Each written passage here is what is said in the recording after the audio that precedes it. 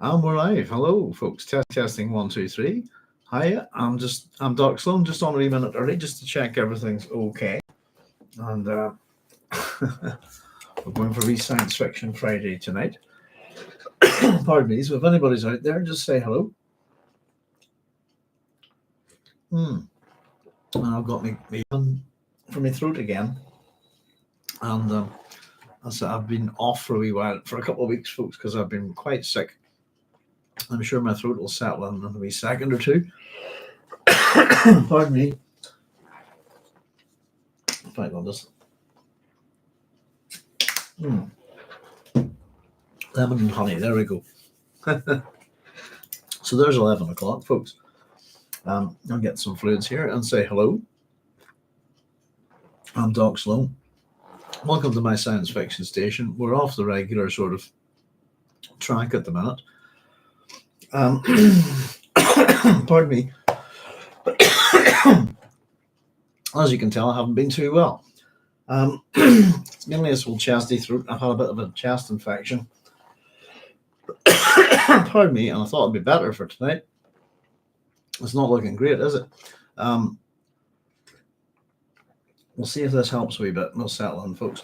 But I thought I'd pop on just to say we'll be back with the book club, hopefully on Thursday, with our Dune book club. Children of Dune book club. Pardon me, and I'm hoping my throat clears, folks, because I'm sure you don't want to sit and listen to me cough and splutter all night. So yes, our Children of Dune book club. We'll be back, hopefully as usual, on Thursday. Let me just check that date, actually.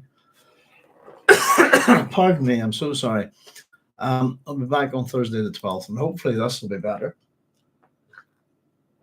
So would you believe I've been fine pretty much all day? And about 2 minutes ago I started spluttering. Pardon me, hopefully it'll sort itself out, folks. There's Carlos saying, "What's up, Doc? How's it going, Carlos?" Yeah, I've had a bit of a chest infection and a nasty dose of the flu, quite frankly. Pardon me, and as I said, Carlos, I thought it would be good for tonight. But I've got some hot lemon here, and hopefully it'll do its work. And I've just had a quick swig of honey. I can get my throat to settle a wee bit. Don't know why it does this, but yeah, I've just been laid out for the last couple of weeks. So just in terms of the book club and stuff, things that I would like to have gotten done.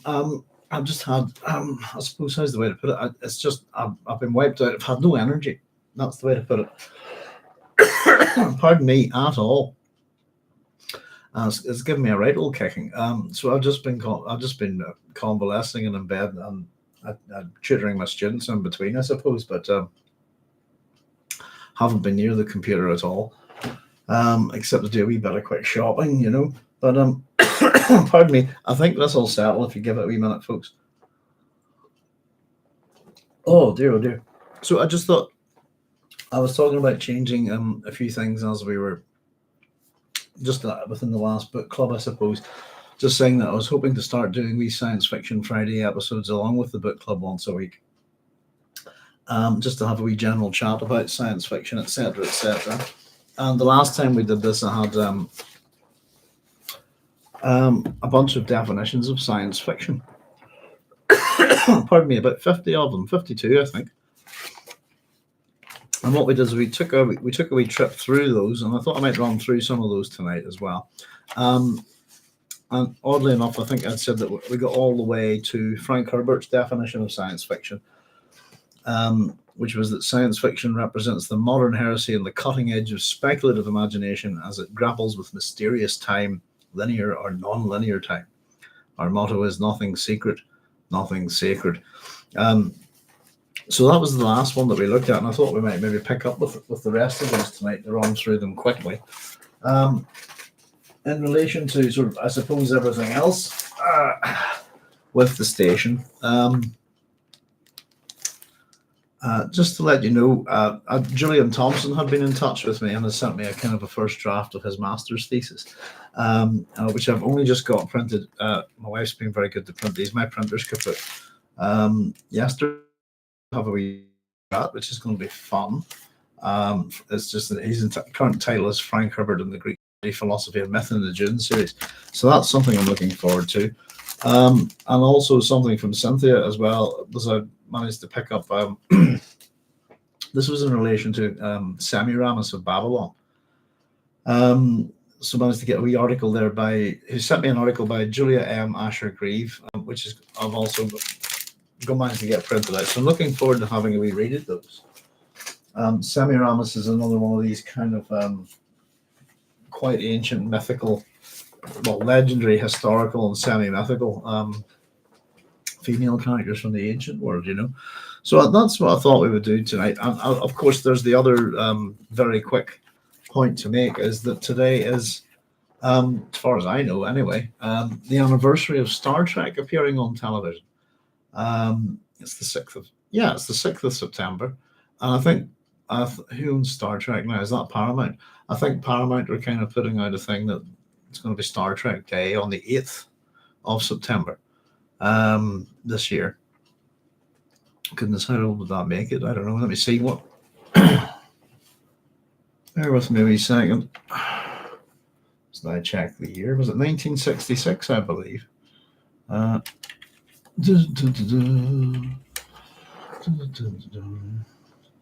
Yeah, we're not quite there yet. We're on our way to Star Trek's 60th anniversary, I suppose. But interestingly enough, the broadcast date for the first episode to be broadcast on television was the 8th of September in America, but the first episode is actually broadcast 2 days earlier. Pardon me, in Canada, weren't they lucky? They got to see it 2 days before everyone else. On the 6th of September, 1966, I believe. But I haven't got around to checking that out. Let's just hang on.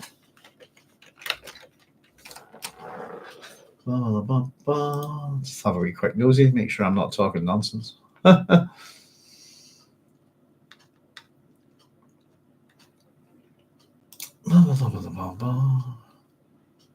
Goodness, I suppose there's that much Star Trek these days, isn't there?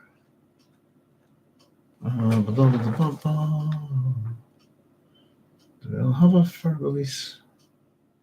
Original release September the 8th, 1966. June the 3rd, 1969. As I said, I believe it was broadcast a couple of days earlier in Canada. So I suppose that's the American anniversary of the show. But there you go. But that's maybe have a wee chat about Star Trek tonight as well, folks, if anybody's up for it.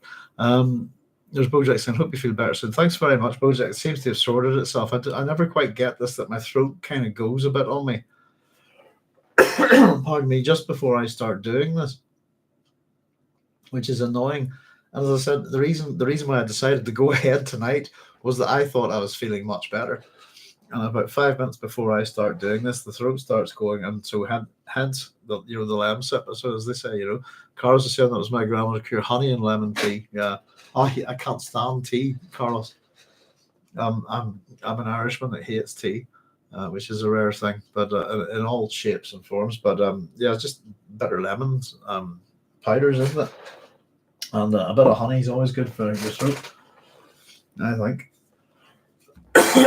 Excuse me, but especially if you spend a lot of time talking, for a living.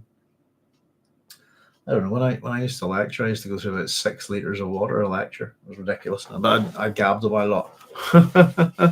So there we go. So I'll just sort of it was just to let everybody know, anybody popping in tonight, just to say hello, and that we should be back as normal from now on, and that we've had a lot of plans to get some stuff up and running, and hopefully we'll be able to start delivering on most of that stuff pretty soon.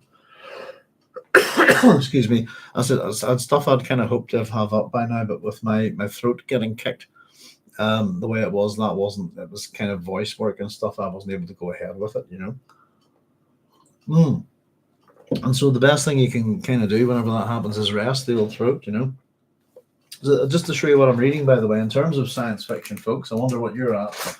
But I'm spread all over the place at the minute. I've decided to start reading a wee bit ahead with Children of Dune. I thought that would probably be useful for the book club.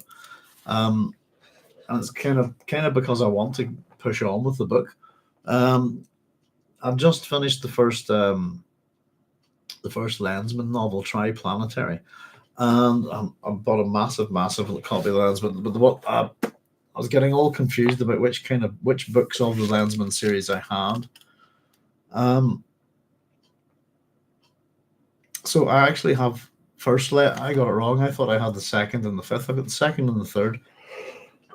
Excuse me, which means I've been able to drop down to this much more manageable copy of Panther Science Fiction's first Lensman. So this is the second one I'm on now, and I'm enjoying these. And I think I've been saying maybe before I was stopped doing the show there for a couple of weeks, but by being sick, that I've been checking out, because I've been reading the Lensman books. Probably most likely, but I'm going to go with that's the reason, I think. But that they had a certain feel to them, and I'd find myself watching the old Buck Rogers, Flash Gordons, this kind of thing, and I'm on what was it called? Is it City Under the Undersea? Is it Undersea Kingdom? I think it's called. Goodness gracious. And it kind of has that kind of feel to it in a funny kind of way. But I'm enjoying these, and this is great stuff. I suppose it certainly got aspects of it that I don't think are particularly brilliant, but this is science fiction gold, I suppose, and science fiction royalty in a funny way. And I really can see the influences of this series on things like Star Wars and Dune, etc., etc. It's right there. It's right in front of your face. Pardon me. But I think the interesting thing is that the way I'm reading these at the minute, I'm not too sure. I've got this one as first published 1971. Is that there's a couple of books added to the Lensman series, if I'm not mistaken. And so some of these books are written much later than others, if you like, But I've never. It's been a long time sort of dream to read these, and I've got the ability to get through them all now. So that's what I'm reading at the minute is Children of Dune and first Lensman there. Not a good. Love these old books, Panther Science Fiction. Great cover, excellent stuff. Pardon me. I'm picking my way kind of through Herodotus at the minute. Here and there, I pick it up and put it down, and it's a good. Histories is a good giggle. I enjoy that. I'm keeping some of that for the Dune book club, Children of Dune book club. Real soon, actually, when we're going to have a wee chat about oracles and things. And I suppose also because of is it House of the Dragon? That's what it's called, isn't it? Yeah. I picked this up for $5 in the supermarket, which is a good old read. I've read most of the Song of Ice and Fire books. I think interestingly enough, reading this one as a kind of a history. I picked it up because I've been watching the TV show, which kind of ended rather abruptly, and I think it's kind of interesting. If I've been thinking about certainly thinking about the old-fashioned science fiction and their cliffhangers and stuff, where you had to wait around, pardon me, a week to see what happened next, But I thought it was an awful lot of build-up within the show. House of the Dragon, thought it was very good. But boy did it leave us hanging waiting. Wonder what some of you think about it, Carl saying, I heard a good Star Trek joke a while back. Why was William Shatner arrested? He was caught cycling Uranus looking for Klingons. My favorite William Shatner joke, I don't know if it's offensive or not, but it's one I heard a long time ago. It was just based on his name.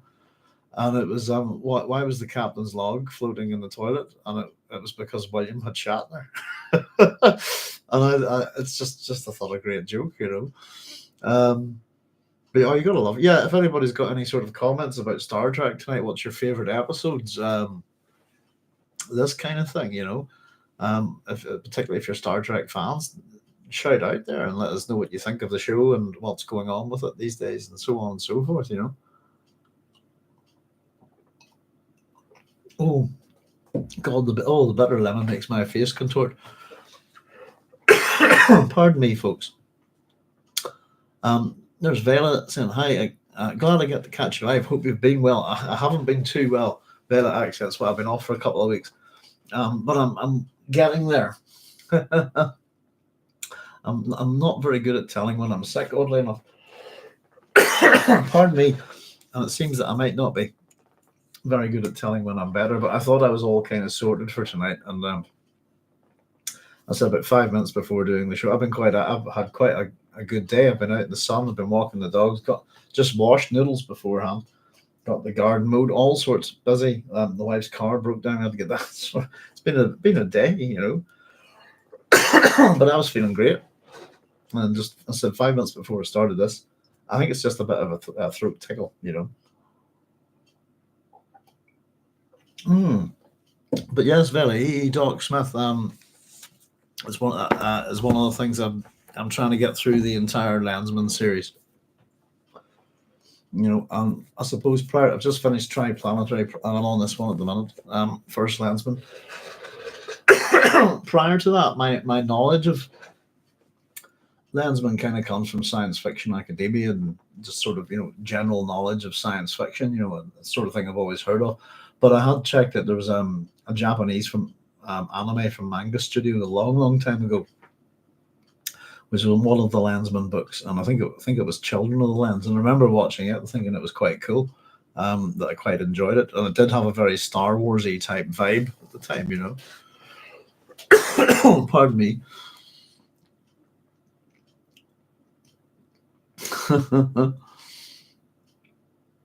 Yeah. Circling. What did I say? Cycling, circling. Sorry, I probably read it literally as well. No, damn spell check. I've turned spell check off on my phone. Spell check's dangerous. I don't like it at all. Belisham Landsman was the first sci-fi I ever read when I was a kid. I ended up reading every book and series he wrote. Yeah, it was one of those ones. There was a few Doc Smith books in my attic when I was young, but for some reason I never got to them, and they had vanished after a certain point. And I think they were probably my brothers actually. But I remember having a Skylark de Quesnay sitting in a box somewhere. But no, just saying, Bella, I'm enjoying them. Good stuff, and reminding me of a certain sort of vibe from the old sort of I don't know, 30s, 40s, 50s, those kind of old TV serials like Buck Rogers and Flash Gordon, Undersea Kingdom and stuff like that I'd kind of been watching them on the background while reading these. And yeah, they had a similar kind of vibe to them in a funny kind of way. But they're very good. The level of technological change is very abrupt and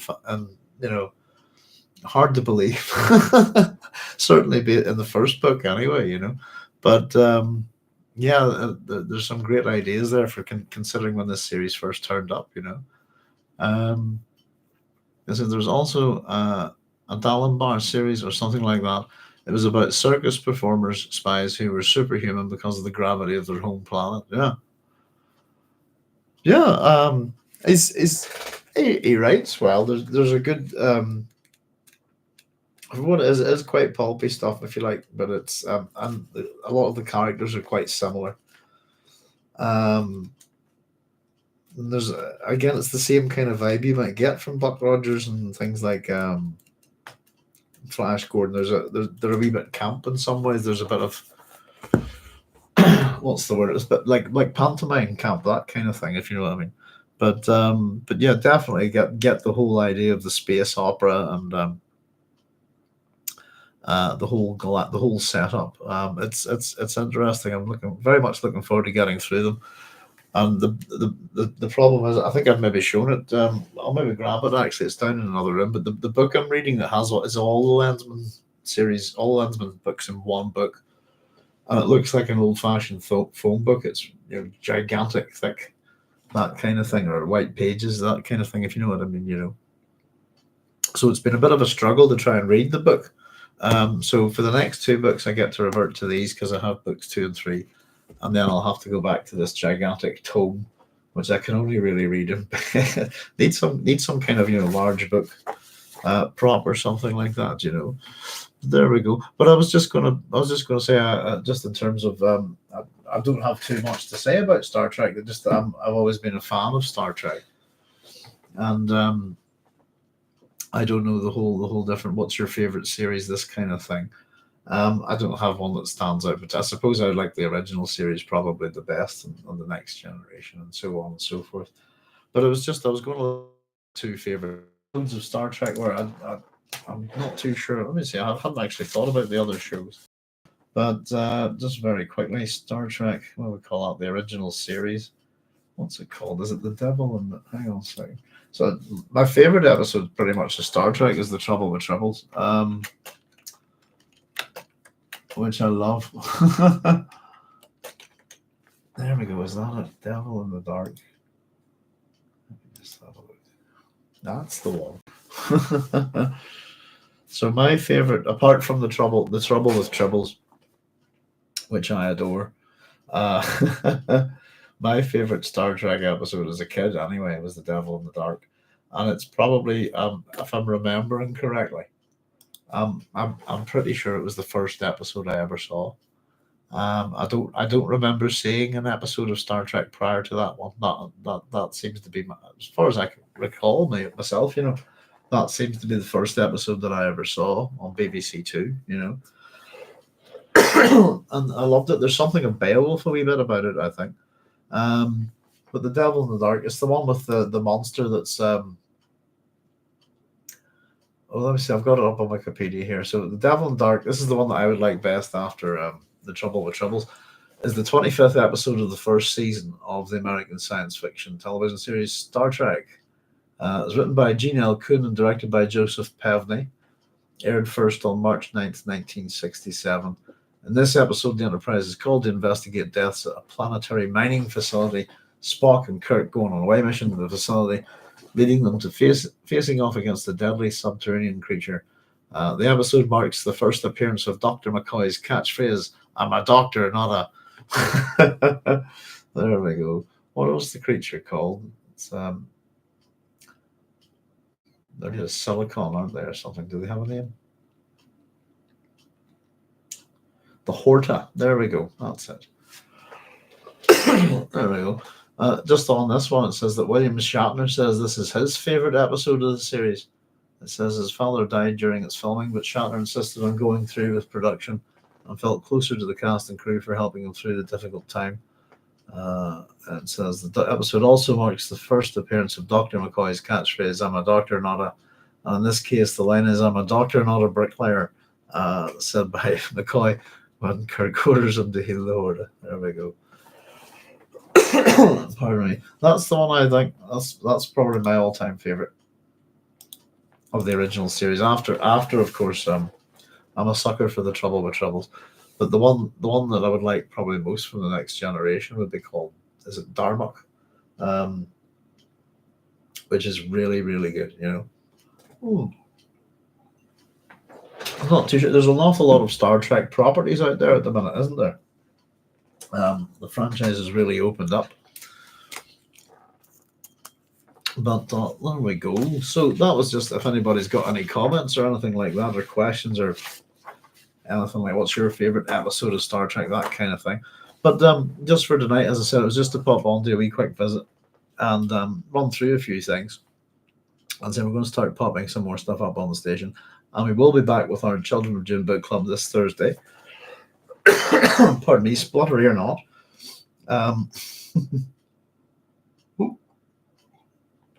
And I said apologies to everybody. The flu that I've had, I've had a bit of a chest infection, but it's just laid me up. It knocked me out. I had no energy at all. Couldn't be, just wiped. I said it's kind of good today. That's why I said I'm kind of surprised today. I've been running around like a madman, getting all the wee jobs done and stuff today, and it's been just been enjoying it. It's been the first. We've had 2 days of good weather here. We're into September. We've had no summer at all. It's been horrendous. There we go. Pardon me, folks. Carrasco says I was shocked when I caught my mother, 70 years old at the time, watching Babylon 5. my mom got heavily into Stargate a long time ago, without my influence in any shape or form. And oddly enough, my my wife has gotten into Stargate. I think it's probably her favorite show. But she's watched it about 5 or 6 times back to back, movies and everything. Listen, get well soon. Thank you. I think I'm pretty much there. As I said, throat's still a wee bit, but I probably should have been resting it instead of gabbing all the time. Pardon me. It's just like a very tickly cough. I'm going to try a wee bit more honey here, folks. See if that helps. Now, excuse me. I like the Wish. Carlos says, I like the Wish planet where Kirk fought his nemesis Finnegan. I remember that one. That was a good one. Would that be a favourite, Carlos? Yeah. I don't know. Kind of almost has a bit of a quiet man kind of vibe, that episode, doesn't it? I think. There's quite a lot that I like. I suppose there's, but if you're having to pick one out, I think that as much as I say it's my favourite one, I think it's the one that struck me the most. Devil in the Dark, and I'm talking being very young. This would have been the Star Trek being broadcast on the BBC Two. I think it would have been Thursdays at 6 o'clock. In the UK. And again, I'm pretty sure. Yeah, I'm not sure if I did see a Star Trek episode prior to that, but that's the first one I remember. Certainly, the first one I remember seeing in color. Because I'm from a generation that had black and white TVs as well. Pardon me, folks. Well, I'll tell you what I'll do. I'll read a few more of these definitions of science fiction to you tonight. Listen, we had 52 of them for you, and we read a whole bunch the last time we did a sort of sci-fi live chat, if you like. And it was just so we could kind of get through these actually and have them, put them up for discussion and debate, if you like. And the reason why we thought we'd do this is that, as Patrick Parender pointed out once upon a time, that definitions of science fiction are a parasitic subgenre of science fiction itself in many ways. Everybody's got one. It's been, I've even had to go at it myself, but it's a tricky thing to pin down. But I'll give you, and the issues with it sometimes are often that we can always find an exception to any given rule, this kind of thing. And more often than not, I think I've pointed out before that a lot of people would be more interested in telling you what science fiction is not rather than what it is. I suppose it's easy. Seems to be easier to say what it isn't than what it is.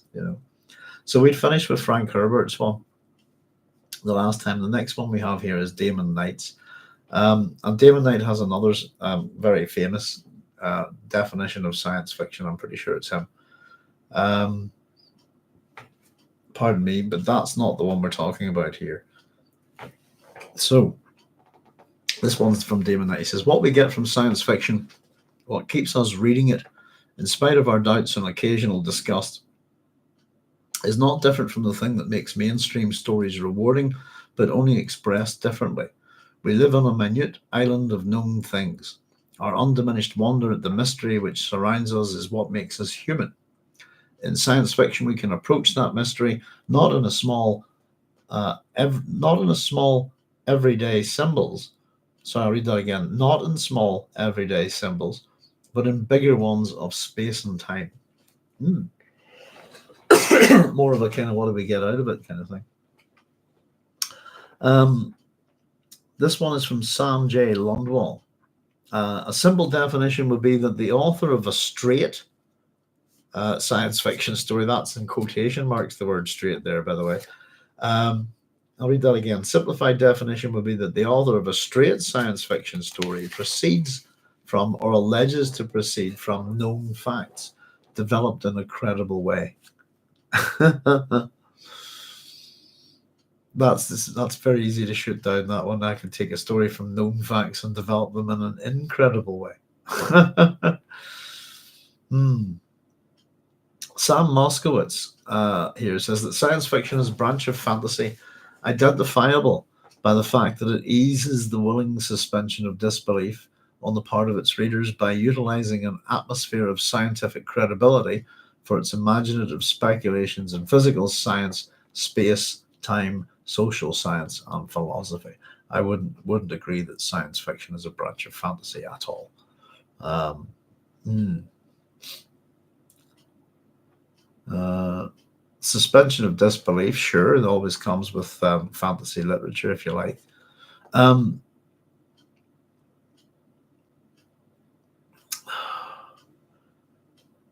but to do so with an atmosphere of scientific credibility for its imaginative speculations in physical science, space time, social science, and philosophy. It's an interesting one. Alexei Panchins says that facts and a concern with change are the stuff that science fiction is made of. Science fiction that ignores facts and change can be made less frightening and more popular. But inasmuch as it is superficial, stupid, false to fact, timid, foolish, or dull, it is minor in another and more important way, and it is certainly bad as science fiction.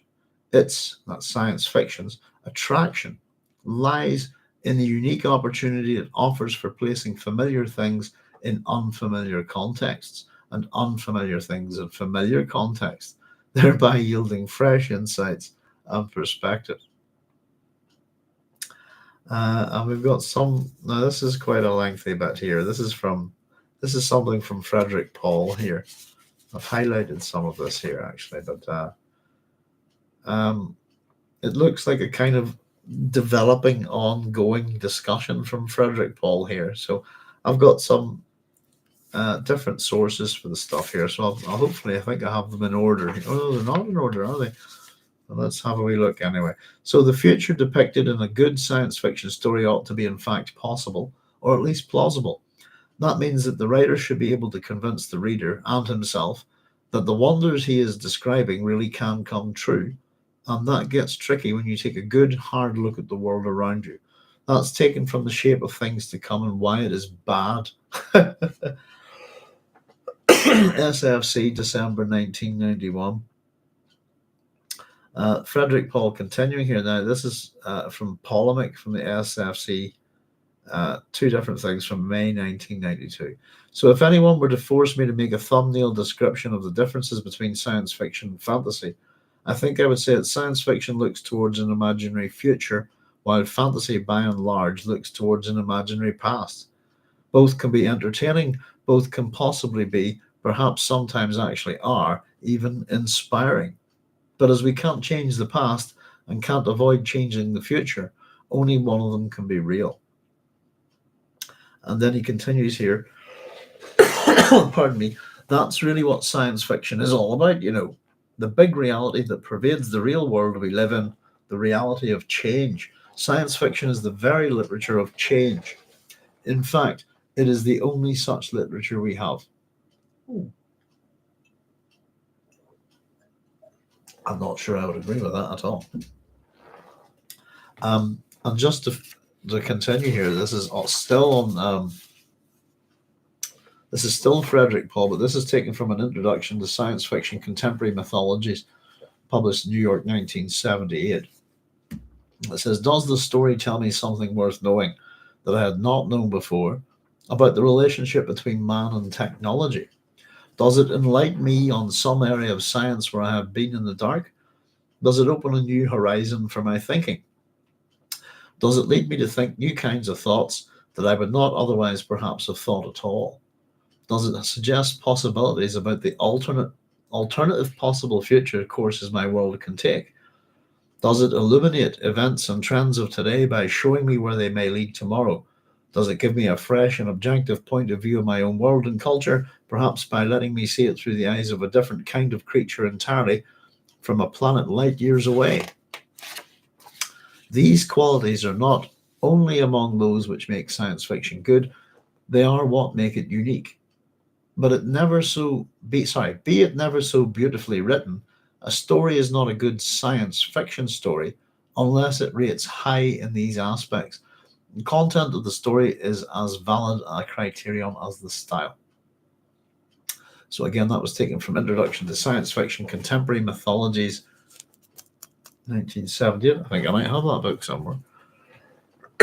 Pardon me, that's my MSIP gone.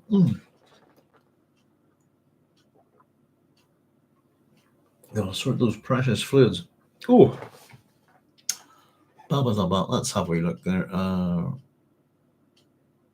be honest, in science fiction normally tries to be close to a reasonable world in the context of our world, in a changed present or past. Suspension of disbelief is whatever technology is required, yes. To support the wonders of the new world that makes fiction much more common to address social comedy.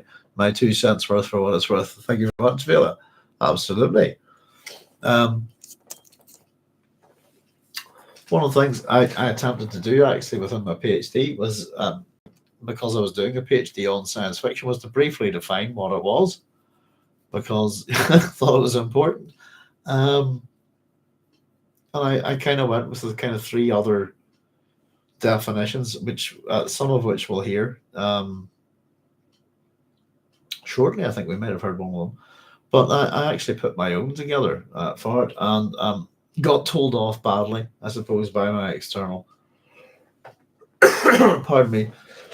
And it was the first time, kind of because we don't need any more of that, this kind of thing. My kind of I kind of bit my tongue a bit. But my kind of response was, if any of you done it properly in the first place, then you wouldn't need me to have another go. But it was the first time it actually felt like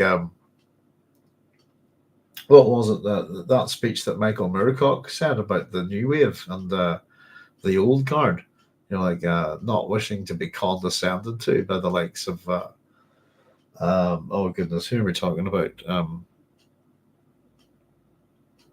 No, who is it? I'm talking about Kingsley Amos. It's not it. That was it. Likes of Amos and Crispin and Clover. Was that something like that? I think.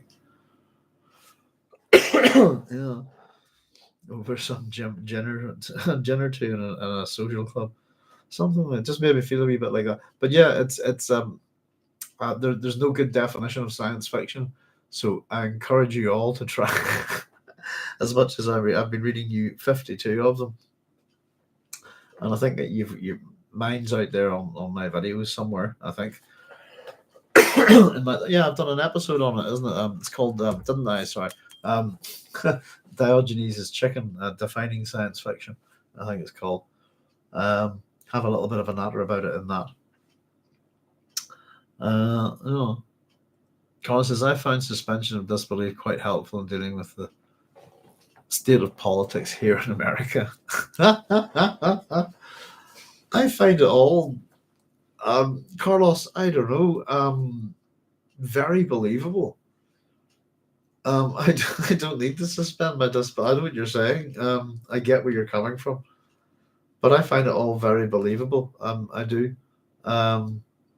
There's something about the world at the minute that, particularly in America and Britain, other cities, other countries as well. Sorry, but the world's starting to remind me of Mega City One. A bit. It's the citizens and their level of crazy, if you like, goes hand in hand with their politicians. There's a great Judge Dredd story. I think it's called Portrait of a Politician, Carlos. I've been wanting to get the T-shirt of it for years, and maybe I'll get one soon. Maybe I'll get myself one for Christmas. But it's the mayor of Mega City One for a long time is an orangutan called Dave, who seems to do a pretty good job. Because he's basically he's a Dave the orangutan is a sports pundit who drinks banana daiquiris in a pub with his owner and predicts who wins the football, that kind of thing. And his owner basically puts out the fact that he thinks his orangutan could do a better job than most politicians, and it ends up that he runs, and all the candidates get assigned a judge for protection. Of course, Dave the orangutan is assigned to Judge Dredd, or the other way around, and it's very, very good. Portrait of a Politician, I think it's great. But yeah, I don't know if anything's what's particularly going on there at the minute, Carlos. To be honest with you, I'll be honest with you, I've kind of cut down as much watching the news as possible. because there's nothing good on it. It's just not good at all, you know. Politics over here is a bit crazy as well, Carlos. I think it's just generally going on around the world at the minute, you know. There's Travis Price saying, "Hey, greetings from Maryland." Hi, Travis. I can't see that wee bit there underneath that heart. I wish that be emoticon thing would clear up. Oh, at the gym listening to you. Thanks. No worries, Travis. Apologies for all the coughing and spluttering. Excuse me. So I've been a wee bit ill, and I thought I was all good tonight with my throat, and it's still not 100%. So I am having a wee. I've had a lamb sip, and I'm about to have another slug of honey here. Mm. There we go, and hopefully that will mitigate me coughing and spluttering all night. It's all propaganda, says Vela.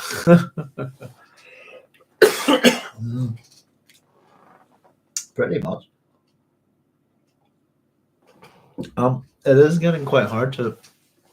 I've been thinking about just the information age and so on, and what's followed, if you like. And I've just been thinking about the internet and how you know, as an information superhighway. I mean, it's a term we don't hear very often anymore. But just thinking about it in terms of also a misinformation superhighway, and it's getting getting very hard to tell what's true. Um, you know, and some of the news. Pardon me. Like some of the news companies are going to be a bit off the rails, to be honest with you. But no, I've very little interest in the news these days. You know, to be honest with you, most political decisions um, don't affect me that badly in any kind of shape or form within this country. The main one just being the price of food and stuff like that. But um, you know what goes on in politics in the UK, for example, is it's a back and forth between two sides, pretty much that are the same thing. Um, and they're, I don't know. I think that. Hmm, pardon me. But the United Kingdom's in a very, very funny place at the moment. Northern Ireland's not much better. Well, we're a part of the UK, I suppose, but I don't know. There's a it's starting to remind me a wee bit of the start of Tiger Tiger. You know, the stars of my destination. You know, it was an age of an age of freaks and all of this kind of thing. This kind of bizarre thing. But I don't know. It's bonkers. The world's gone a bit bonkers.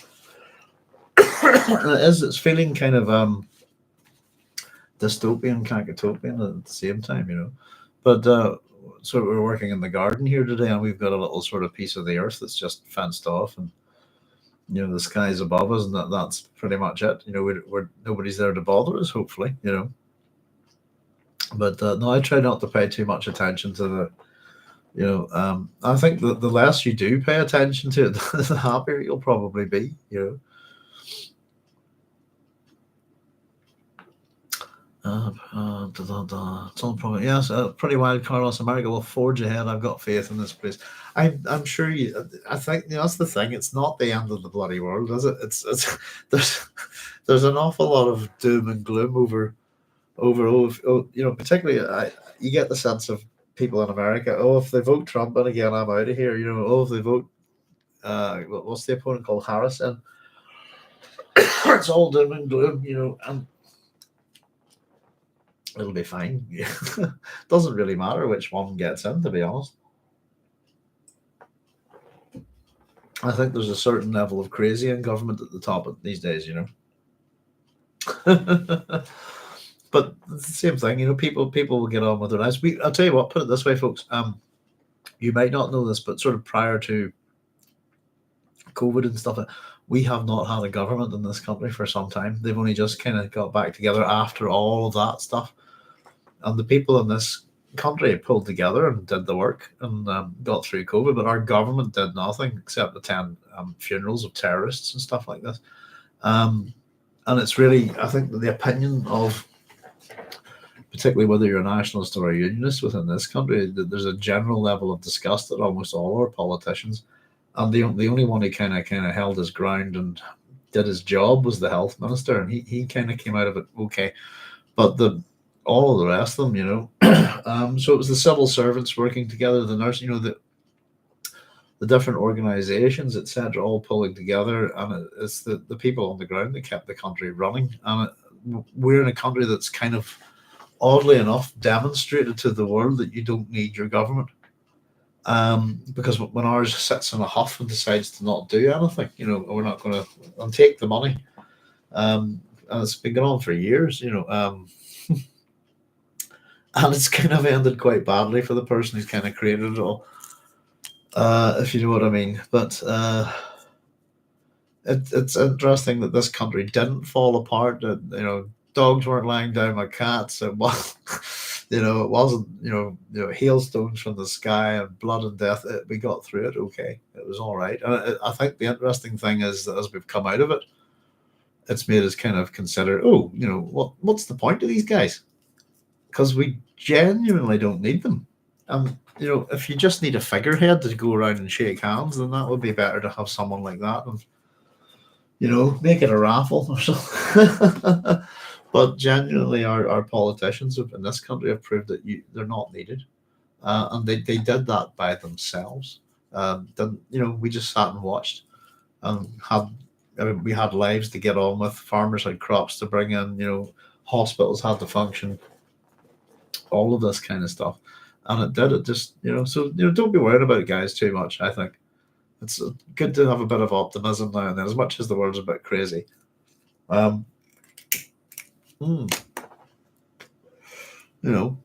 Here's hoping it'll get a bit better. I've kind of got my own little opinions about it all, if you like. I think we're kind of at a sort of Finn the Seagull moment, if you like, that there's such a level of change.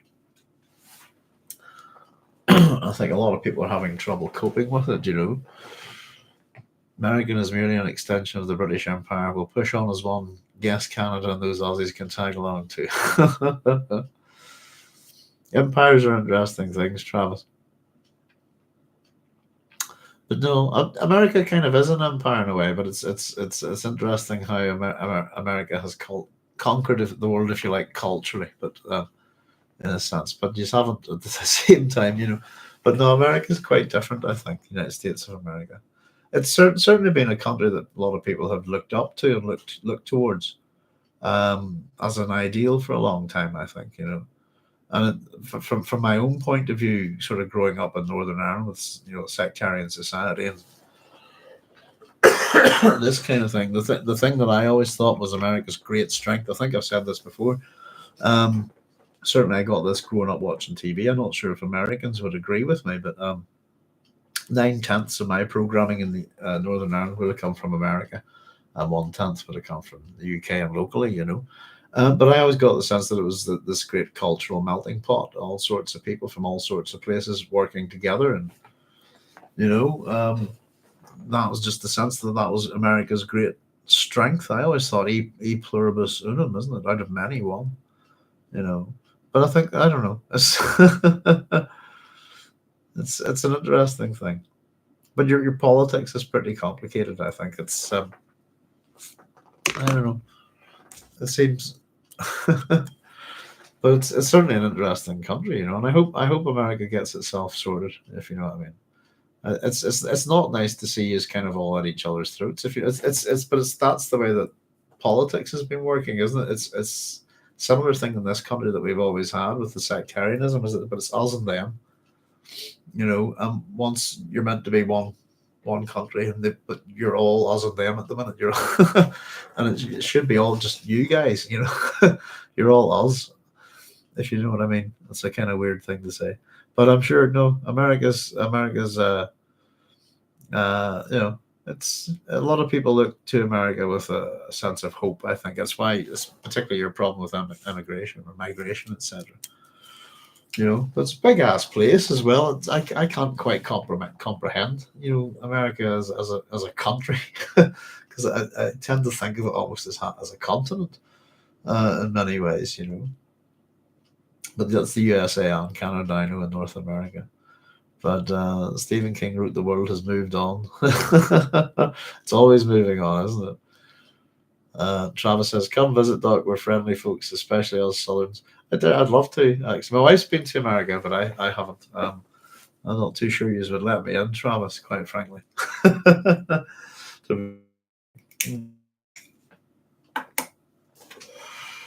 But yeah, where would I want to go if I wanted to go? If I had to pick a place, I don't know. That's an interesting thing. It's such a big. I mean, you go visit. You said it's like a continent. Where would you, as much as go to the south? It's enormous. Where would you go? But yeah, no, I've met a few Americans and over the years, Travis, and I've always found them friendly. And a good crack, as they say here. You know, they don't say southern hospitality for no reason. Travis Carlos says, "Yes, indeed." Yeah, north and south, that kind of thing. But yes, indeed, you know, very much so. I'd love to visit. Texas sounds interesting, and because that's the south, isn't it? And where else? I don't know. My American geography is appalling. Probably was a lot better when I was a kid. I'd love, yeah, the Mississippi would be the thing that would intrigue me, I suppose. You know, the kind of Mark Twain, that kind of stuff. There's a big map. Show me a big map of the USA. Yes, indeed. But yeah, there's a chance that, as well, not that I know, but my grandfather was my father's father is supposed to be an American citizen, I believe. Well, the story is that I think he was from the Netherlands prior to World War II, and he'd emigrated to America, and then he'd signed up, if you like, for World War II and was stationed here. But we don't know. We think pretty much he was killed during World War II. But there you go. So there's there's a bit of an American connection with our family there, Travis. You know, but I'd love to get the opportunity. Um, yeah, be nice to get out traveling. You know, world's is a funny place, I suppose. But we've been thinking about even just at the one we usually would holiday in the Netherlands. You know. But we've been thinking about starting to maybe do a wee drive around Ireland or something. Just there's plenty to see here as well. But we were thinking of going to see all the Sheila and the gigs. Actually, we found a bunch of where all the local ones are. Pardon me, in Northern Ireland, but almost all of them except one are missing, which is sad. Because I was almost going to film it and make it a thing. You know, yes, indeed.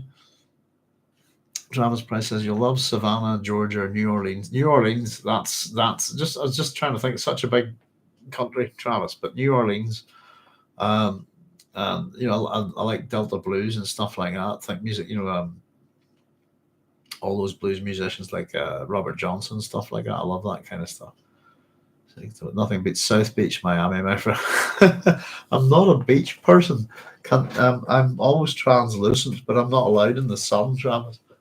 But I find beaches incredibly boring places, unless there's like a castle stuck next to it or something. You know. Would you excuse me a wee second, folks? I need to blow my nose. I'll just mute this.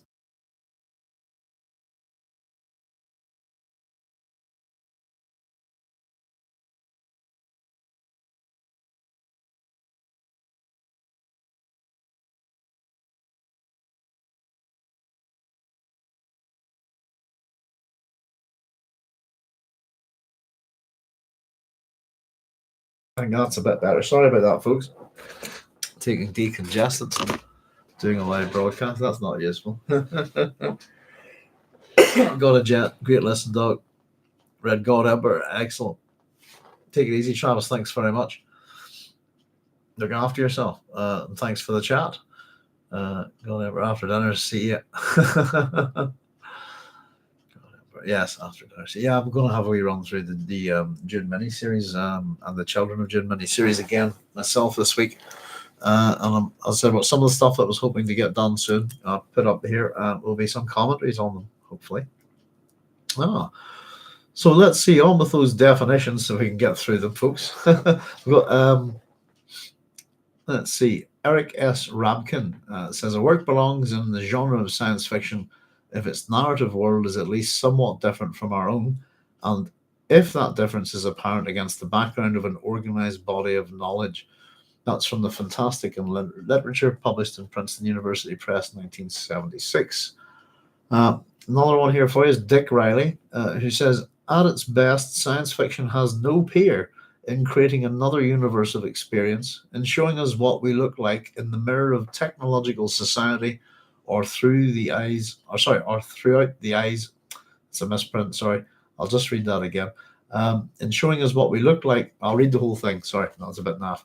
At its best, science fiction has no peer in creating another universe of experience, in showing us what we look like in the mirror of technological society, or through the eyes of a non-human.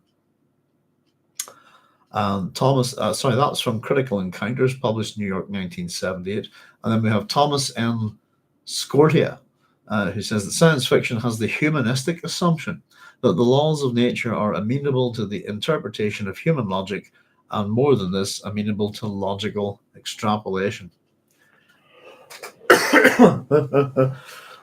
I bet we could find a whole bunch of sci-fi stuff that's quite illogical, I think. Tom Shippey. This is from the Introduction to the Oxford Book of Science Fiction, published by Oxford, 1992. And it says, a revealing way of describing science fiction is to say that it is part of a literary mode which one may call fabrile. Fabrile is the opposite of pastoral. But while the pastoral is an established and much discussed literary mode, recognized as such since early antiquity, its dark opposite has not yet been accepted or even named by the lawgivers of literature. Yet the opposition is a clear one. Pastoral literature is rural, nostalgic, conservative.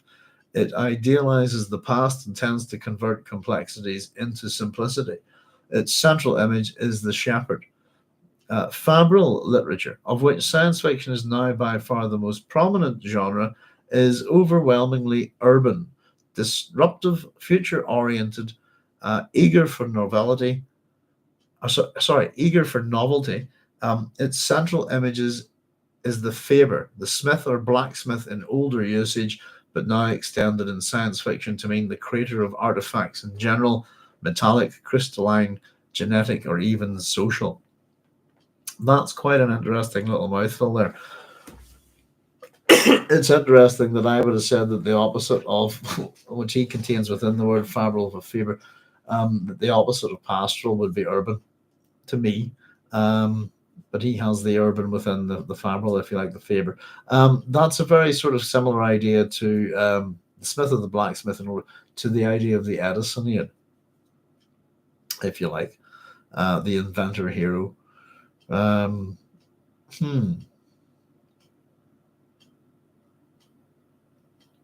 But I would I would say that science fiction can include pastoral literature, and that is kind of where I tend to go with it, is that it can include any kind of literature, whatever you name it, it can include it. You know. Now, Brian Stableford. We've talked about Brian a wee bit before. True science fiction is fiction which attempts to build logically coherent imaginary worlds based on premises licensed by the worldview of contemporary science. It says that this is a very slight editing from his GOH speech at Confuse 91. Science fiction is essentially a kind of fiction in which people learn more about how to live in the real world, visiting imaginary worlds unlike our own, in order to investigate by way of pleasurable thought experiments how things might be done differently.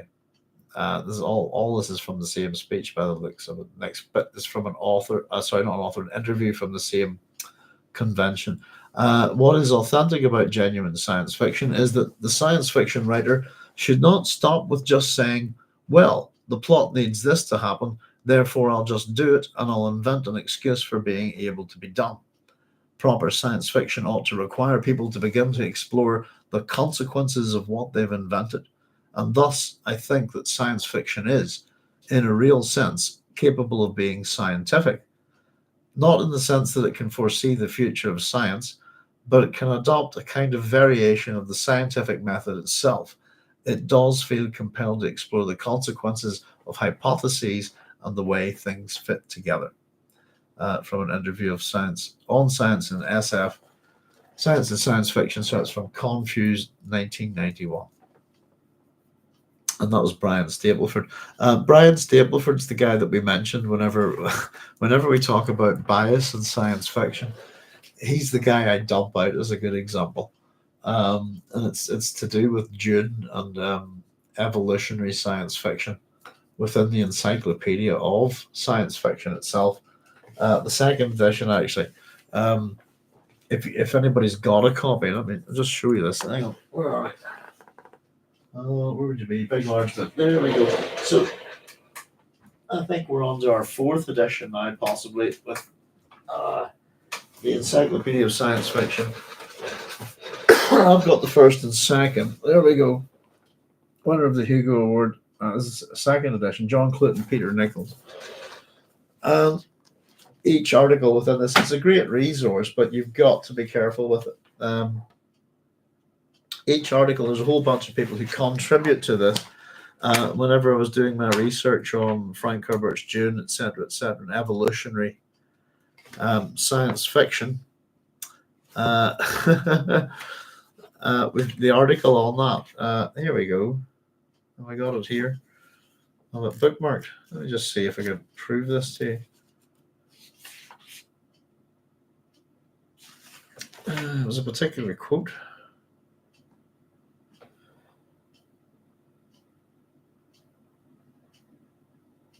Yeah, I'm not sure if it was this bit exactly, but it was simply put.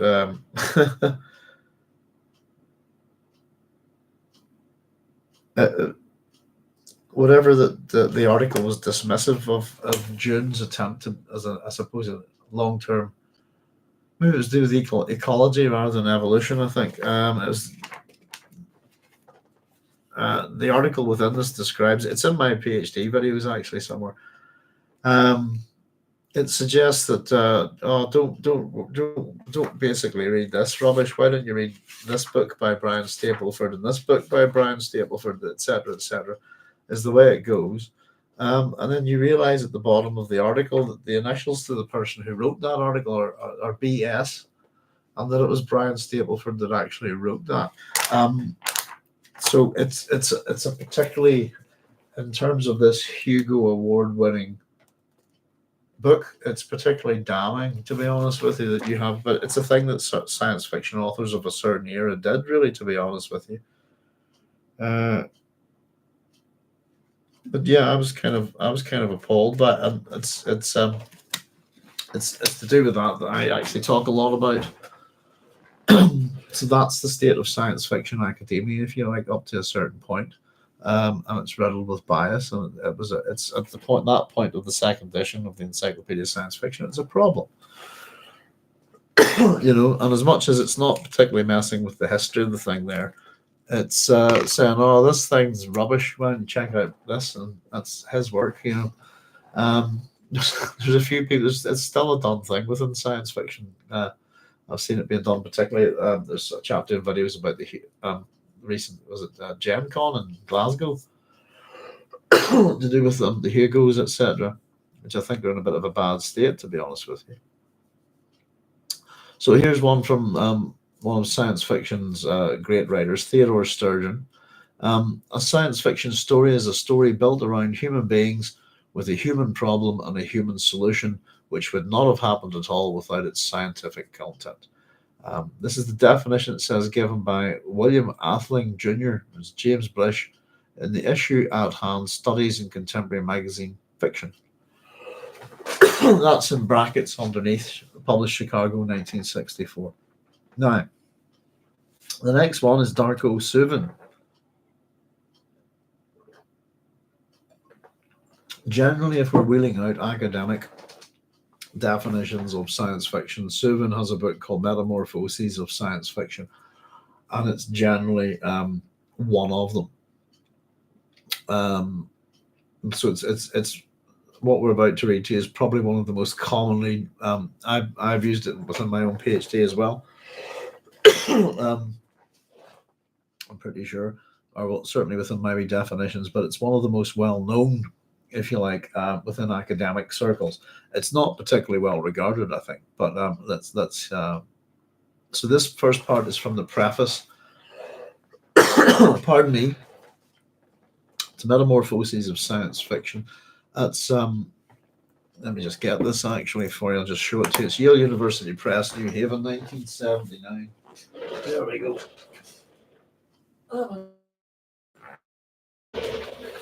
Should get more of these books out for you guys. There we are. Metamorphoses of Science Fiction, Darko Suvin on the poetics and history literary genre.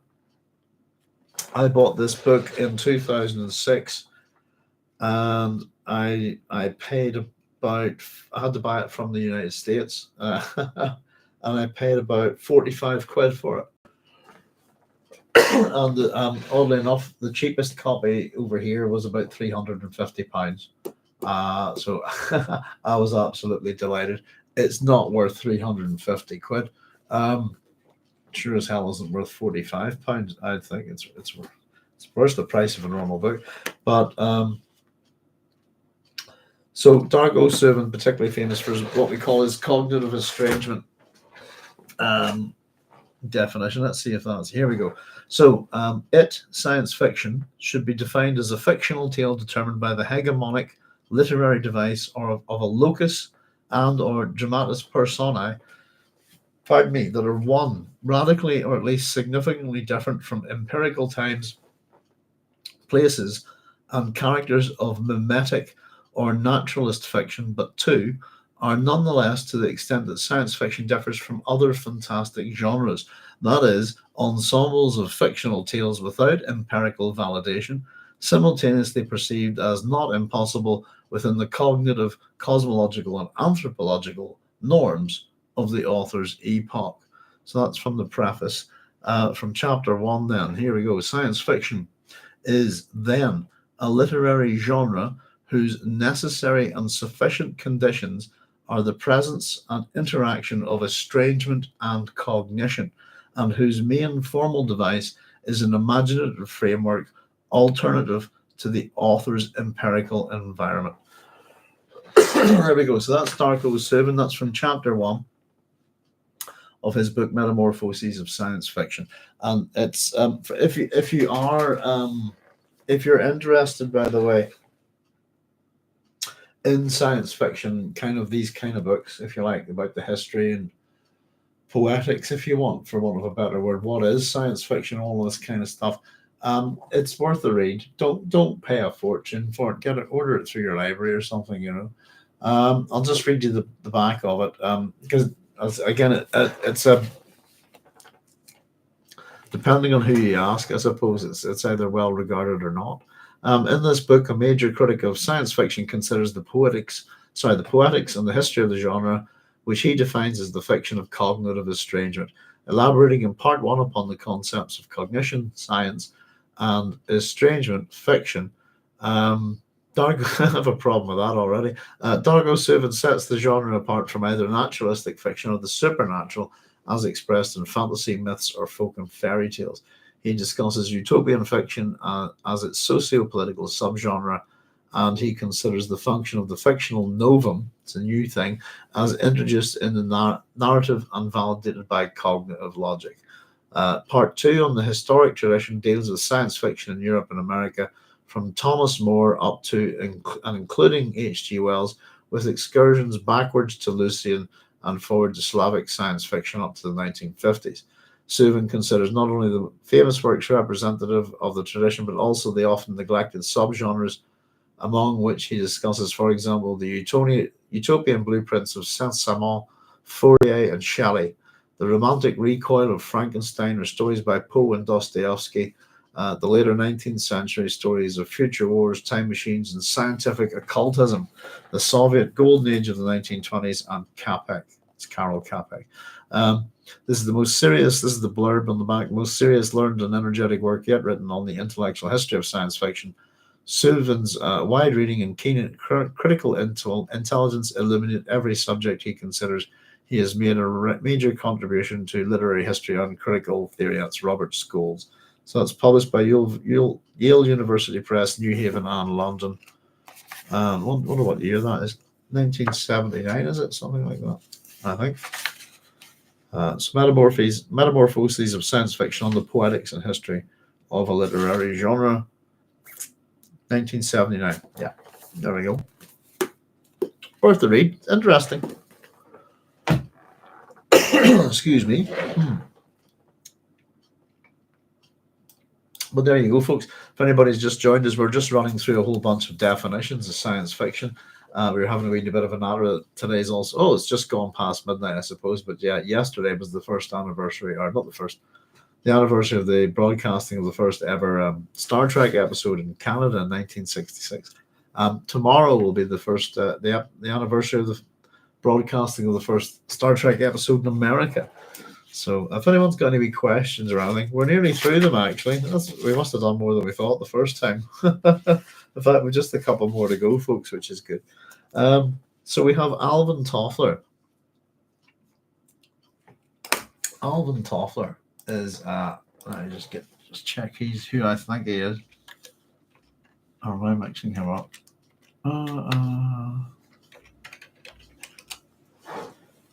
There he is.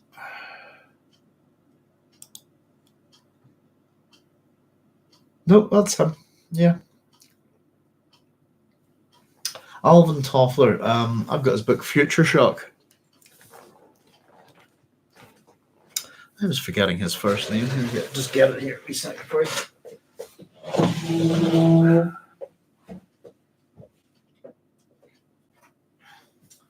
Future Shock's a big thing, and this is very interesting for anybody who's ever kind of encountered 2000 AD or the world of Judge Dredd. You would know all about Future Shock. Characters within Mega City One are called footsies, which is people who are suffering from future shock. So this is Alvin Toffler's book. It's a great book. I generally want to think what's going on in the world at the minute. I think that's got a lot to do with it. Future shock, some modern form of it. Future shock is the disease of change. Its symptoms are already here. Future shock tells what happens to people overwhelmed by too rapid change. Future shock looks at the human side of tomorrow, brilliantly disturbing. It analyzes the new and dangerous society now emerging and shows how to come to terms with the future. An important book reaching some startling conclusions, immensely readable, the most prophetic and stimulating social study of the year. And if this book is neglected, we shall all be very foolish, says C.P. Snow. There you go, Mr. Toffler. That's how I know him. He says he's an American writer, futurist, and businessman known for his works discussing modern technologies, including the digital revolution and the communication revolution, with emphasis on their effects on cultures worldwide. He is regarded as one of the world's outstanding futurists.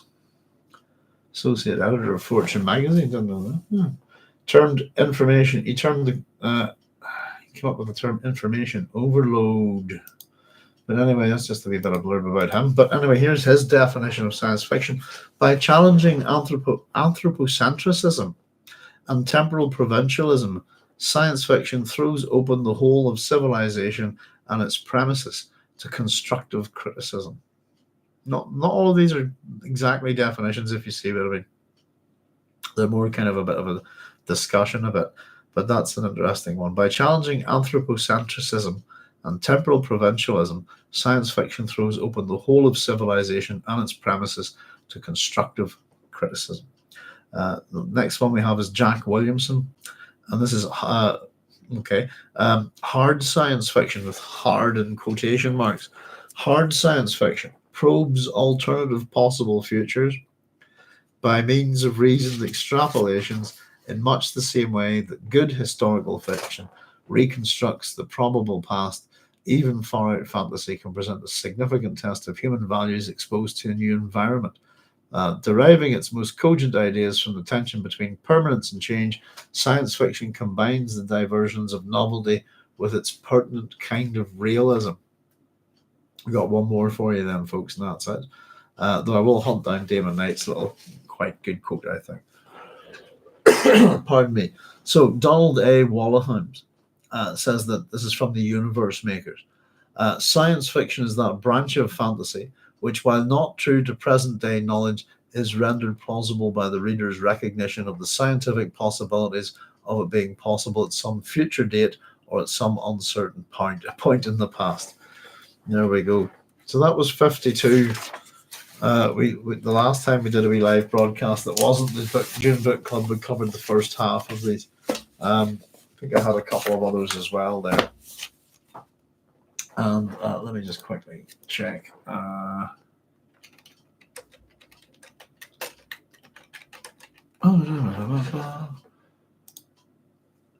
Let's see.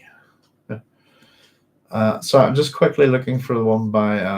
So that's a whole bunch. There's a whole section on Wikipedia on this as well, which which I still think is quite funny. But this is what I was looking for. So just to add one more, which I think is probably, in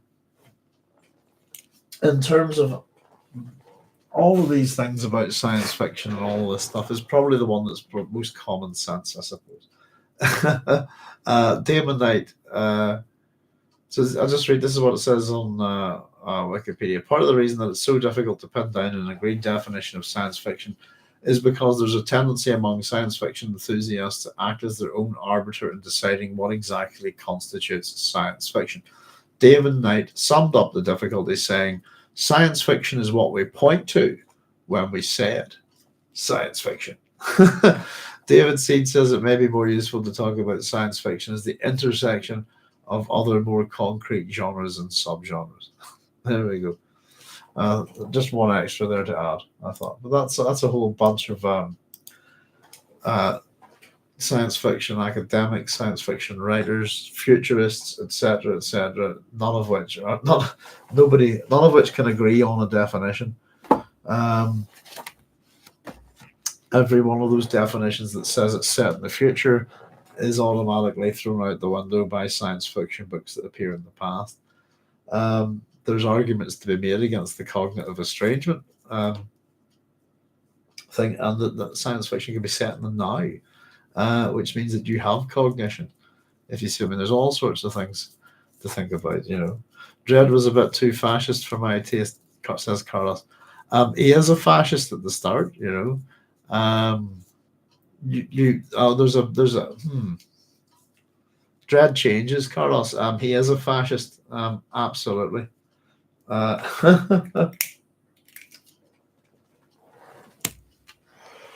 there's an arc that he goes through, and it begins with a story called the Bonnie Crickle case, which is about this little kid that gets falls into an acid pit. I think she's getting bullied by the school, and she's given a robot body, so she's basically just a brain, and that's it. And these, she crushes her pet rats and stuff like this, and because she's too strong, and all the other kids bully her. And sort of Dredd does something about it for a change, because her parents are the first two people that he's ever met that aren't criminal scum. So they use the city's resources to get her a new working body, And she runs out to tell all her buddies, and they all laugh at her and mock her because she's still got a robot body. And I think she gets pancaked by a steamroller or something like that. And it's just that's the and Dredd has to go back to the sector house, and I think basically one of the accountants gives him shit and he bops him for and that leads on to the kind of story with Judge Minty and the tight boots story. I used to take Judge Dredd's advice about tight boots. I'd wear tight boots. The idea is you spend all day cursing your fucking boots, that you stop worrying about your other problems. But the character goes through a serious. There's Dredd stories where he's just Dredd, dispensing justice, this kind of thing. But he has a big ethical arc within the series, and he was he's hugely fascist. That's where a lot of the humor comes from in the early days of the comic. So if you read early Judge Dredd, he's just that's the whole point. Break the law and he'll break you. And almost within Mega City 1, almost everything's a crime.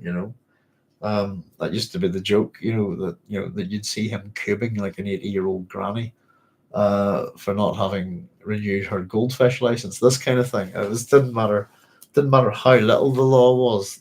Dread would you would receive he would dispense justice. But it would be fair. But he does. He definitely. I said I grew up with Judge Dredd. I've been reading him since I was 4, and I had my father was in a similar profession in a sort of funny situation, if you know what I mean.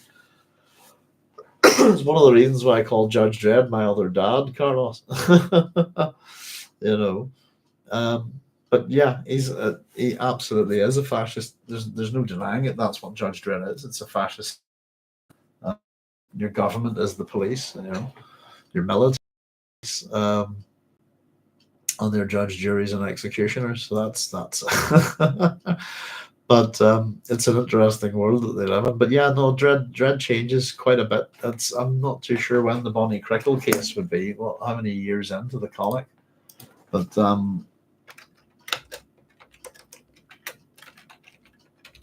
it's one of my favorite stories, actually.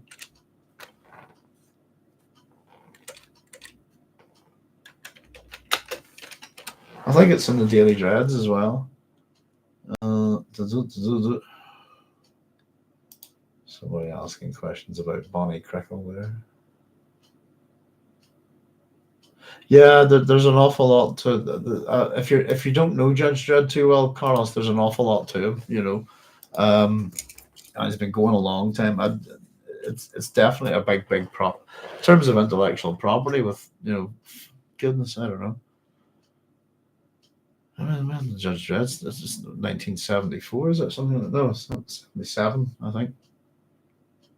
2080. I think I started reading it when I was 4. I think that's when it turned up. I think, you know, you've got decades of great stories in there. It's some of the best British writers and Irish writers in with Judge Dredd, best artists, etc.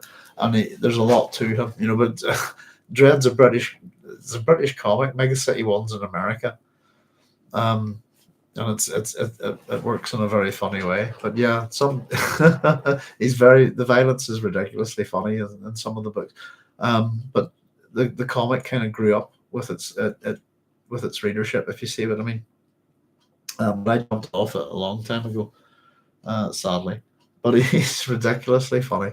Um, mm, Dread's very funny. One of the funniest comics ever, I think. But it's also been ridiculously violent. But if a couple of good stories to check out, Dread, if you like, Carlos, would be the day the law died.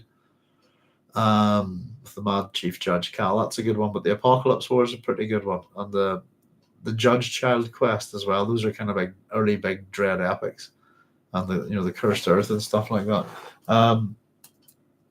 I think The Day the Law Died is an audio drama produced by, is it Virgin, I think, in the 90s for the film. To go along with the film, it's on YouTube somewhere. It's pretty good.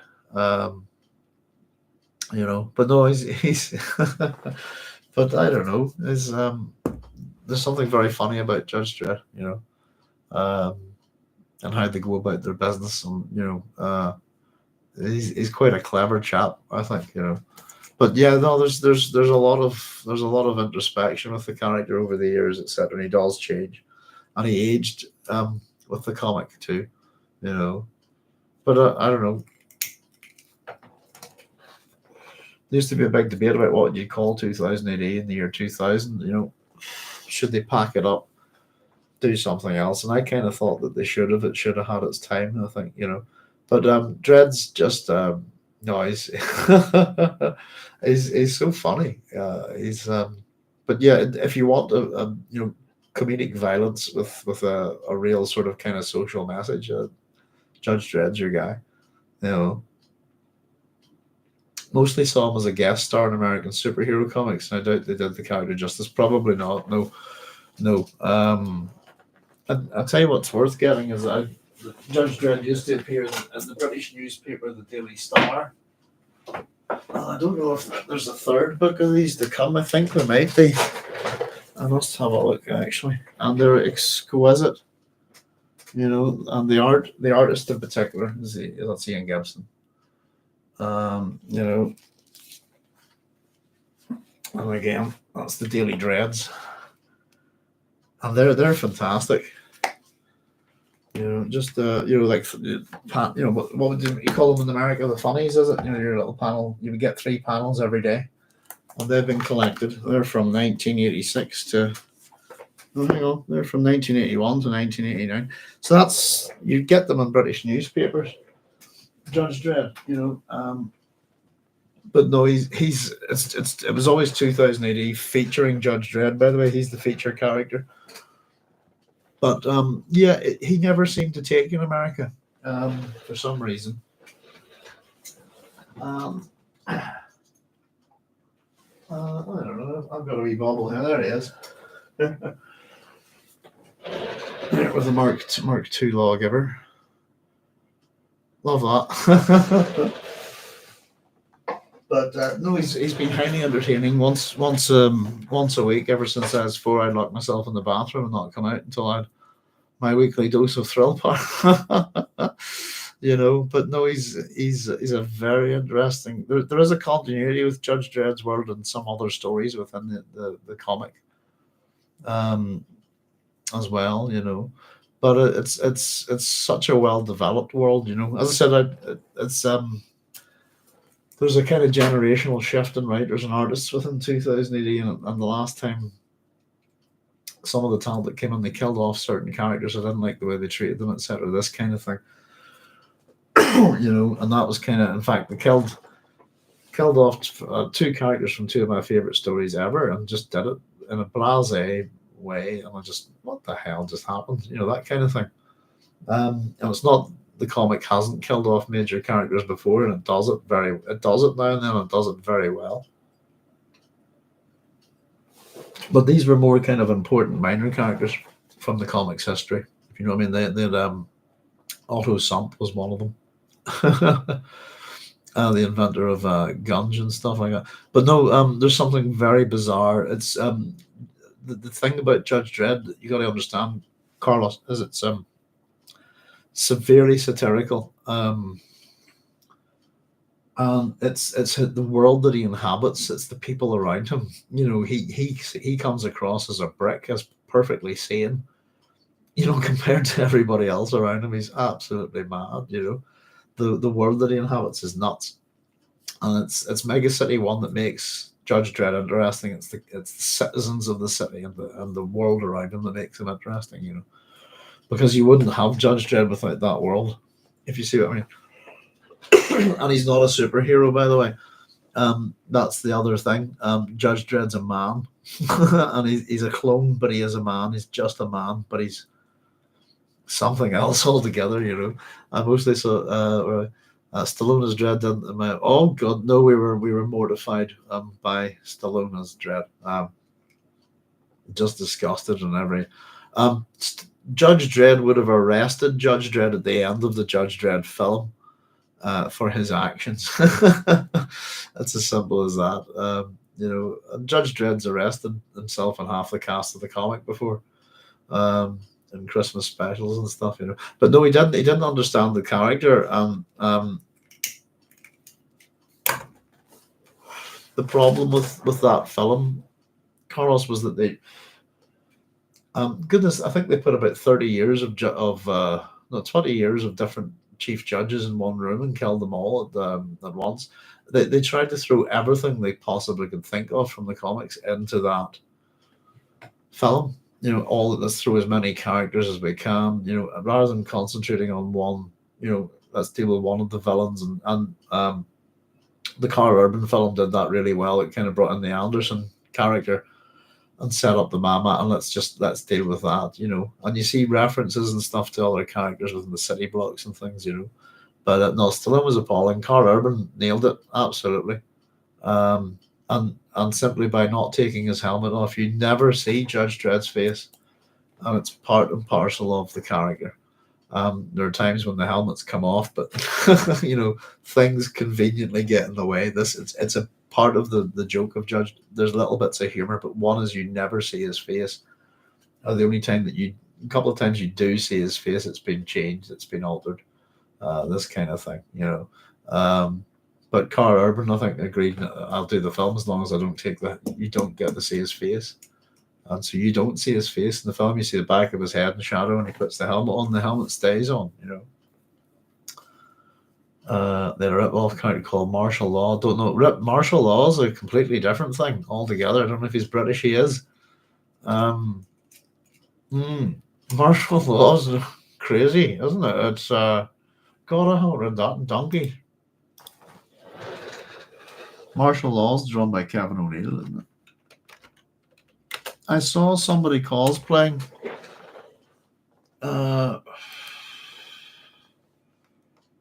Actually, is one of the characters. At the Belfast Comic Con a wee while back. I was quite impressed. Let's see. Yeah, it's a bit like we've got. There he is. Yes, Martial Law. No, Martial Law is Kevin O'Neill and Pat Mills, and it's a different. It's not from 2000 AD. If you like, it's 2000 AD people. And it's just to read you, here we go. Superhero comic book created by Pat Mills and Kevin O'Neill. Kevin O'Neill is he'd been one of the main nemesis of the Warlock artists. He's brilliant as well. I love him. First published Epic Comics in 1987. The series is a satire of the superhero genre, as well as a deconstruction of the superheroes of the Golden Age and Silver Age. It's characterized by its extreme graphic violence and nudity and Mills' skewering of superhero conventions and US government policy and society.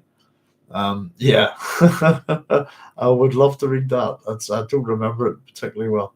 It was about, but yes, it's 2000 AD people, but it's not part of 2000 AD and Judge Dredd, if you know what I mean. But it's something else altogether.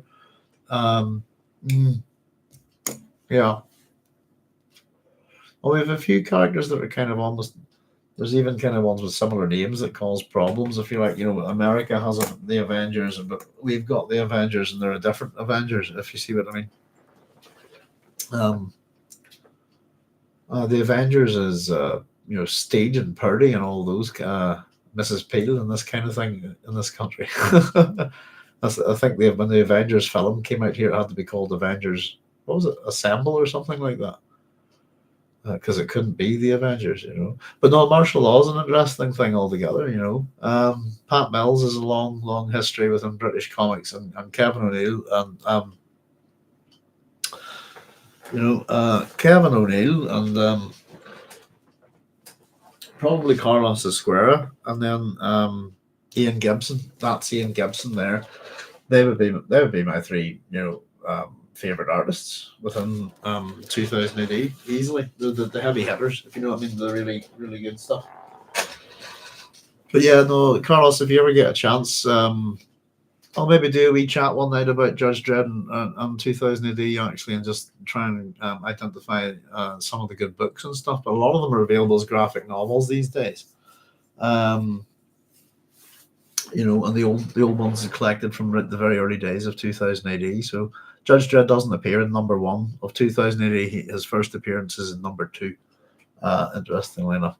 But he's a great character. If you've only ever seen him as a guest, I saw the kind of Batman Judge Dredd crossover, Judgment in Gotham, etc. This kind of thing. It's just the thing that the Simon Bisley doing the art, Yeah. But no, if you can get one of the good epics, Carlos, the great days of Judge Dredd, something like The Cursed Earth, the Judge Child Quest, is a great one. That has a sequel called City of the Damned, which is Dredd and Anderson from the film. The Dark Judges stories are great. What else? But yeah, the day the law died and the apocalypse war, those would be the big epic multi-episode stories from the great days, and they're very funny, ridiculously funny.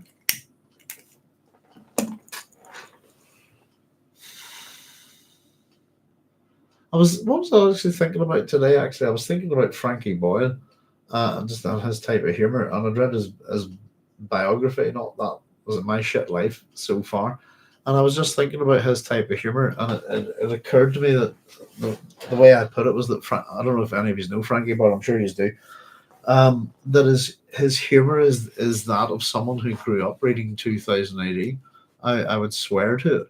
I don't know if he'd agree with me or not. I know he read it, but it just it has that he has that sense. I have that sensibility too. Um, there's a certain humor to that comic that's very dark, is quite grown up, and is very very different than American comics. You know,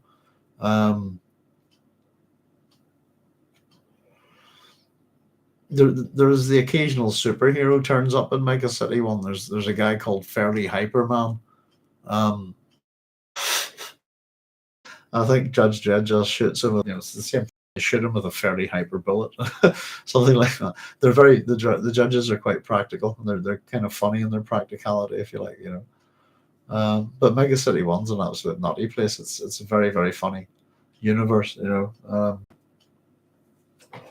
In a kind of way, Dread's a straight man to almost every character you meet in 2008 in Mega City One. Everyone's kind of mad. There's 1% on a 1% employment in Mega City. And the last time I read the comic, anyway, and everyone's a bit kooky. Everybody's got to, you know, get hobbies and stuff like that. There's a great story actually, Chopper, isn't it? The Chopper stories are pretty good with Judge Dredd. There's a bit of continuity throughout the years with them as well. Hmm. And yeah, there's all sorts within Judge Dredd. There's one of the Judge Dredds, one of the chief judges. There's an episode with her. It's called Death of a Legend, and it's all about Alzheimer. I was like, fucking hell, you know, Jesus, it's a heavy hitter, you know. But no, he's a give him a chance, Carlos. If you can find a good epic, early Dread's very funny, but the further on you go, the the violence in the comics is incredibly graphic, and it's often done for comic effect, you know. But a lot of these writers, by the way, have, you know, and artists have kind of bled into Hollywood these days. You're seeing their work out there, you know. Billy Butcher from the Boys is another example. That's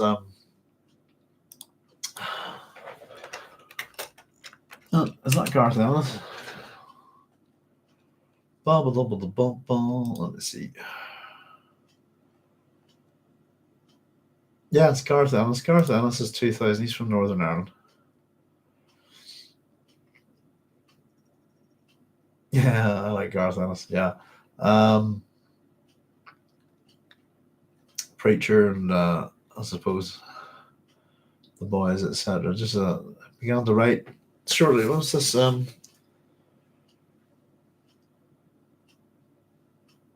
The introduction is Vertigo edition. Ennis described as much. Shortly after Ennis began to write for the UK comic series 2000 AD, and later wrote stories for the title's flagship character, Judge Dredd. Oh, here you go. Taking over from creator John Wagner for several years.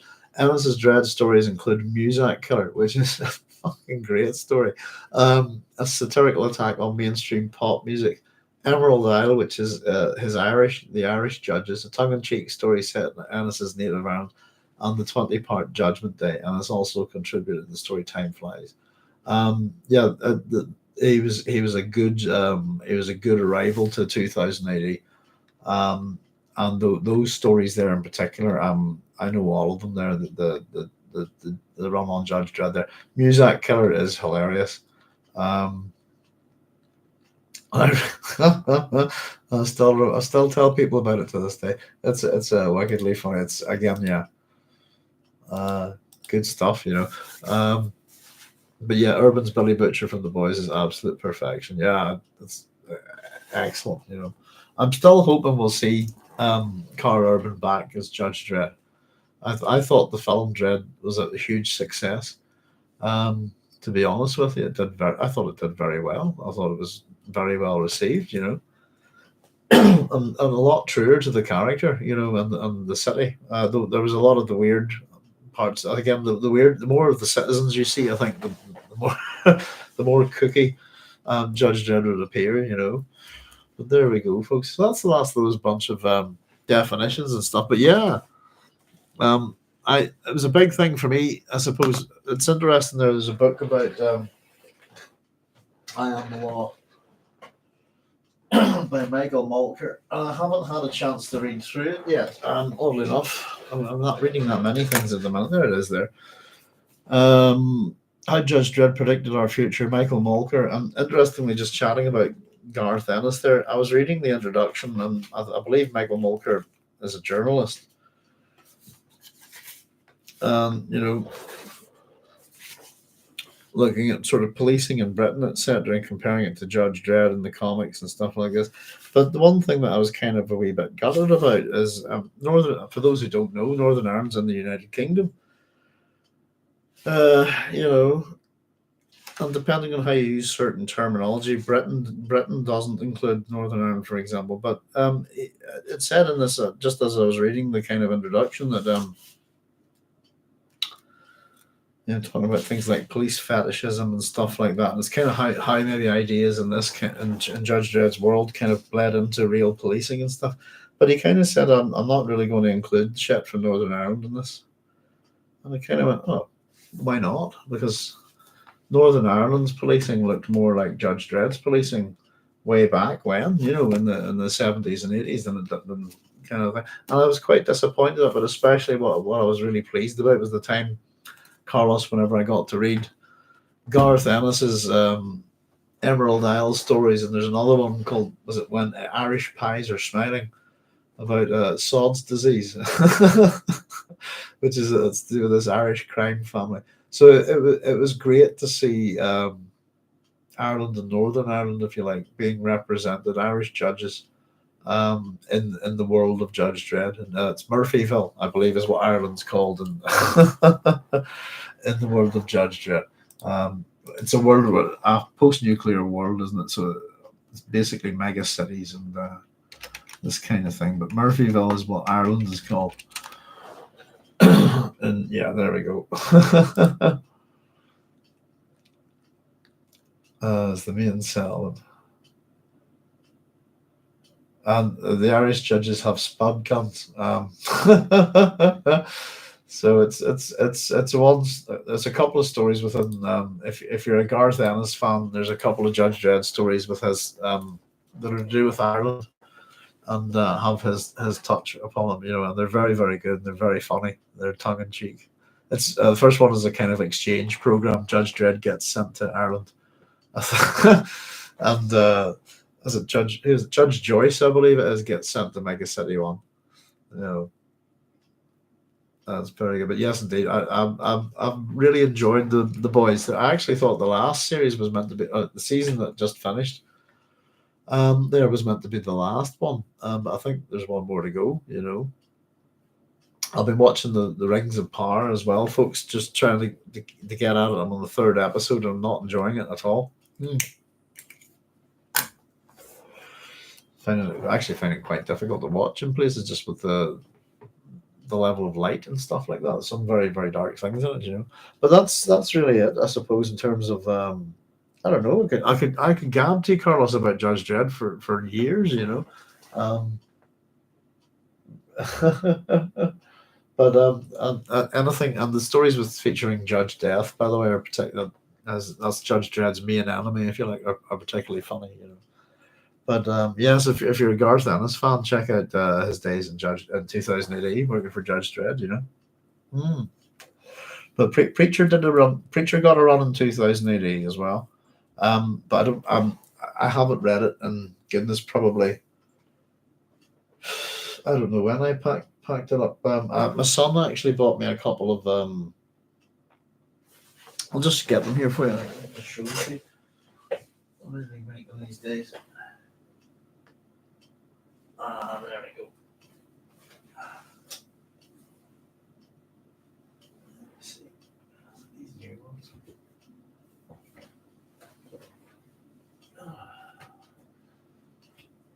I can't really see what I'm lifting out down here, but I just grabbed a pile of them. But they've been the stuff for Judge Dredd has kind of had different publishers over the years. I was kind of hoping to get an old Titan book there, but that there is a classic Carlos there. That's the Judge Dredd, the complete Judge Child Quest. That's 10.99. Best of 2080. That's quality. Proper. Oh, be careful with that. That's one of the great ones. One of the more kind of middle era Judge Dredd is Democracy Now! Is quite a good one. There's another one with America, I think. I think that's to go with possibly that as well. Blind Justice. These are more modern sort of thing. Well, modern's maybe the wrong thing. That's very, very funny. For anybody's that's for Americans out there. The main bad guy in this is Bill Clinton, or a mutant called Clinton Box. There he is. And this is the three amigos. This is Judge Dredd, Judge Death, and Mean Machine Angel. Team up to go after. Very stupid, very funny. One of the more sort of comedic ones. Let me see. This is Judge Anderson. This is a particularly good book. Satan is exceptionally good. The artwork in it is exquisite. This is Judge Anderson's story. You can see some of that there. It's incredible. Really good. That character has a big arc, kind of away from Justice Department for years and so on. But that's quite a good one there. The collective Judge Anderson. Anderson's a good character to read too. Within the world of Judge Dredd. That's all the Dark Judges stuff, which is really, really good, But you've got so many years of it, Carl. That's the thing. You kind of wonder, in this era of people kind of developing stuff for television and just regurgitating the same old crap over and over and over again, there's an intellectual property like 2080 that's been going since 1977. It's got so many quality stories and characters and well developed over years and properly developed, really huge story. You could make all sorts of Judge Dredd movies. I think people would lap them up. I think they would love them, But it's the world that we get to see of the Carl Urban Judge Dredd is not. You didn't quite get to see. I suppose there's a downtrodden aspect to Mega City One, but there's a very, very high tech aspect to the judges as well. They're off the planet as well. Check out Lost Brigade. Garth Ennis's Lost Brigade. I haven't seen that. Is that a graphic novel? I take it. Yes. Some dark humor. Yeah, I love dark humor. But yeah, the Judge Dredd in itself has had a particular humor over the years. I think it made me laugh out loud very, very, very often. I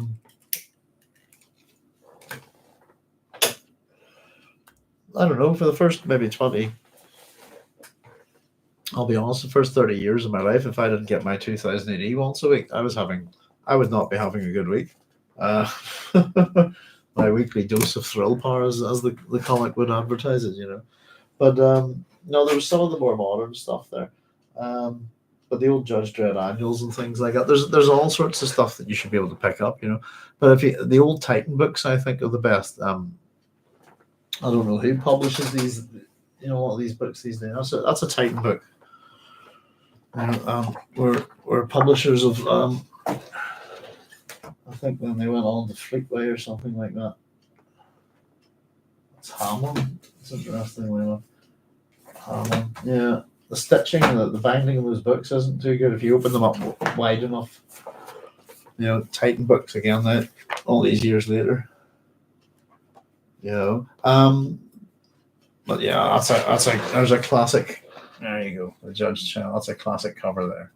Back days of 2080 and Tornado. 2080 is a comic that absorbed other comics into it, if you like. But you've got the world's best comic artists, with the world's best comic book writers, especially. I'd say between 77 and 87 is probably the best period of 2080. It's still good well into the 90s. It's the 90s where it started to go wrong. I think it's post 2000. 2080 is good up to the year 2000, maybe a bit after. But yeah, it's sad that I kind of miss it in many a way, you know. Carlos says Umbrella Academy has been decent. I haven't seen the new series. I've watched the first three. Is that right? Three series. It wasn't too bad. Yeah, quite like that. I'm thinking what else I've been trying to watch lately. I've watched a few things. I must make a wee scribble them down actually and keep a wee note. But I've been watching a few movies and a few TV shows and stuff like that. You know. But listen, folks, it's coming up to 10 to 1, and we're going to say good night in a wee minute. But is that, are you on the new series, Carlos, of Umbrella Academy? So because me and my wife both watched that, so it's just haven't got around to kind of catching up with it, you know. But I'll maybe give it a check it out. But yeah, I'm trying to plod through the Rings of Power, and I finished the House of the Dragon. I thought, and I kind of discovered that I think that they didn't go with the full series, is it? They held back on the big conclusion because of money. I think that there's not studio problems possibly, which I was quite surprised to hear about. Really, I thought that would have been HBO's kind of flagship show, if you know what I mean. But yeah, but listen, folks, it was thanks very much for popping in, saying hello tonight. It was just a wee quiet chat. Just to say, I'll be back. Apologies for being sick and away, and I probably should communicate that a bit better. As when I am not well, I do not go near technology. I'm afraid it's just because I'm stuck with the stuff all the time, and I've got to get my new microphone set up here within this next week, and hopefully still trying to solve a few issues that we have with broadcasting on YouTube. But we'll be back with the book club on Thursday. I might be changing to a different time. Just with this week, as I want to start doing a few more things with the channel, and just trying to get my week organized with my students because we've hit the new school year and my board has filled up pretty quickly. So there's a few people who were looking to have a bit of a chat with me. We sort of said if anybody wants to have a natter with me via Zoom. So I'm probably going to be able to give you a much better kind of let you know what times I'm not available with. Probably on Thursday. Actually, I can give you an idea of what my week looks like from now on. So there we go, and hopefully we can start getting some more content done. But yes, we'll be back on Thursday, and I'm guessing possibly at 10 p.m. For the Children of Dune book club. We'll be at chapter 6. So I've been working away at that. So I was starting to read forward a little bit with that, and I've kind of had a hankering to be watching Children of Dune miniseries because it's been a while since I've seen it. And I was chatting a wee bit about it there the last time, and I wasn't too sure. Thought I was mixing stuff up, so characters up. So I thought it's time to have a wee look at that. So hopefully by the next time I see you, I'll have watched the Dune miniseries and Children of Dune miniseries again. Looking forward to that. But yeah, we're kind of stuck for something to watch at the minute, Carlos. We tend to, when we can't figure out, we don't like wasting time trying to figure out what to watch, so we just tend to watch the Big Bang Theory on permanent loop and just talk over, you know. But yes, indeed, it'd been interesting to see.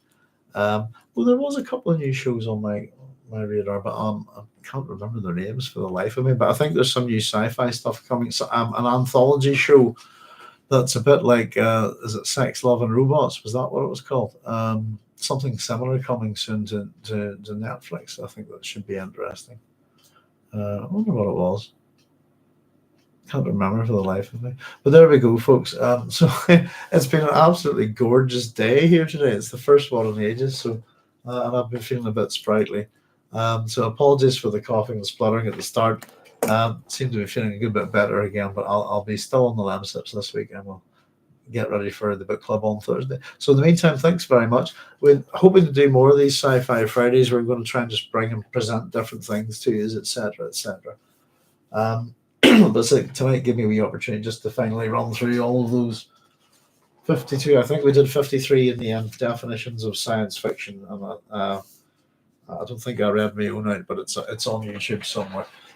So there we go. Nice to get that done. I have a few other wee things like this for you that we'll have to have a wee natter about. As I said, I'm having really looking forward to reading Julian Thompson's essay on the Dune series at the minute. as well as some stuff on Semiramis. So I've got my reading sorted for me as always, but tonight I'll be heading to bed with Doc Smith. So hopefully, yeah, we'll start getting going a bit more this year and get our science fiction content with flying, folks. In the meantime, I'll say good night to you all. Thank you very much for joining me tonight, and apologies again for being off for a couple of weeks. Just been run down with the flu and had no energy at all. I'll say I'm feeling super sprightly. So I hope you are all looking after yourselves. Take care wherever you are, folks, and we'll see you on Thursday, hopefully at 10 p.m. GMT +1. Thanks very much. And there's Carlos saying just before we go. In Lost Brigade's first adventure, I read they were battling Hitler's lost bullock. That had become a Is that bollock? I bet you that's bollock. That had become a multiversal threat after achieving sentience in another dimension. That sounds interesting. Yeah, I just said I have to get up to Belfast. No comic shops in this town at all. None. I think that probably is the closest ones would be in Belfast, probably or Derry. But I'd love to get around a comic shop and go shopping. I'm just go online, but it's nice to just go around and have a nosy, isn't it? But yeah, I everything that I've read of Garth Ennis is. I was reading Preacher in school, I think. But my favorite Garth Ennis stuff is the Irish Judge, Judge Joyce stuff. I think it's pretty good. But there we go. I wonder if I could dig. Oh, I'm going to say I wonder if I could dig that out. I gave away all my 2000 ADs to a student, didn't I? Well, there we go. Carlos, I'm going to head on, mate. That's excellent. Thank you, mate. I'll definitely see if I can get a chance to check it out. But in the meantime, folks, take it easy, and I'll see you all real soon. And hopefully we'll have the title card, etc., for the countdown to the video for Children of Dune Book Club up real soon as well. So we'll see you next week, folks. Take it easy and all the very best. Bye